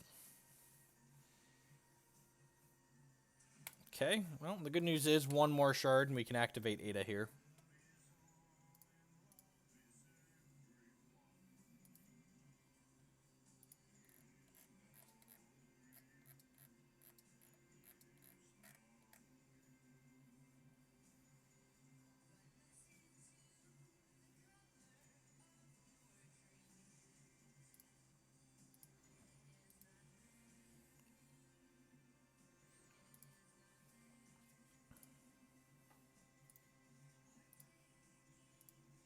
Well, there's the Starcaller Ancient. Removal. God bless. Bring this filthy coyote to justice. Okay. So we're in the shards are good, non-shards are good portion of the game, which is a decent spot to be. 2 shards would be bad, but the first shard is going to be A-okay. Oh, action, my action.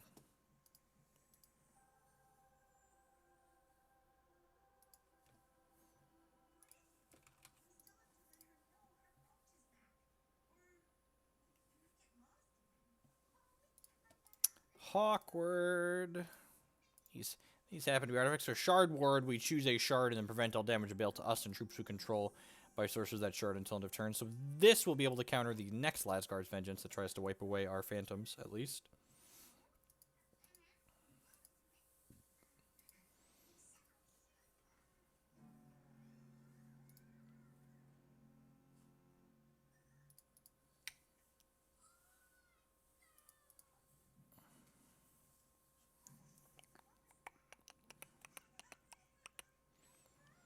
Waiting to die, waiting to die. Hi-ho, the Cheerio, waiting to die. Why Shard Ward over Blinding Light?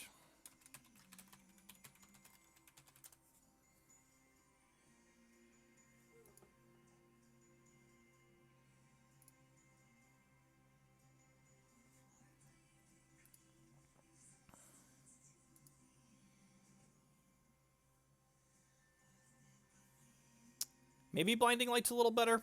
I don't know. The cost here is definitely real. I feel like we've done this before.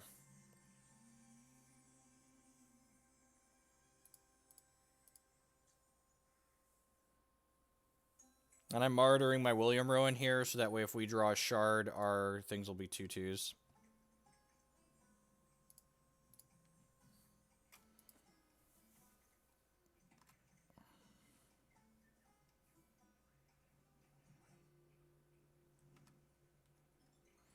So we're going to 9 here. Little soft to another Lasgar's Vengeance, but yep, just do our best here. Infinite Tricks would be nice. Tilt Angel would be nice. Tilt Angel. Oh, geez. Remember I said shards are good, non-shards are good? I'm a liar. These martyrs, they're not very good.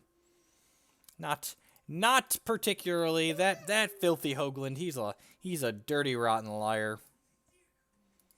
Going to 6 here. Scale of 1 to dead. Where are we at here? He's have to imagine we're drifting solidly towards the dead side of the scale.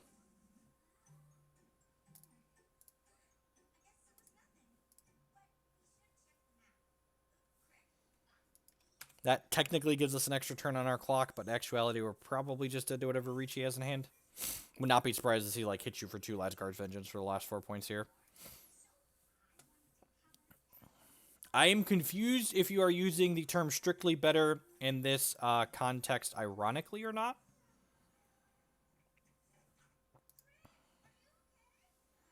Because obviously a card that costs 3 is not strictly better than a card that costs 2, even if it has a more generic effect. Just for reference.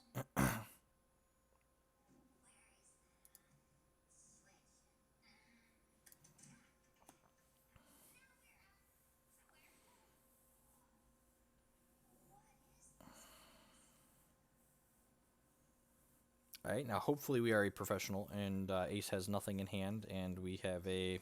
what could possibly be great? Alright, martyr this one.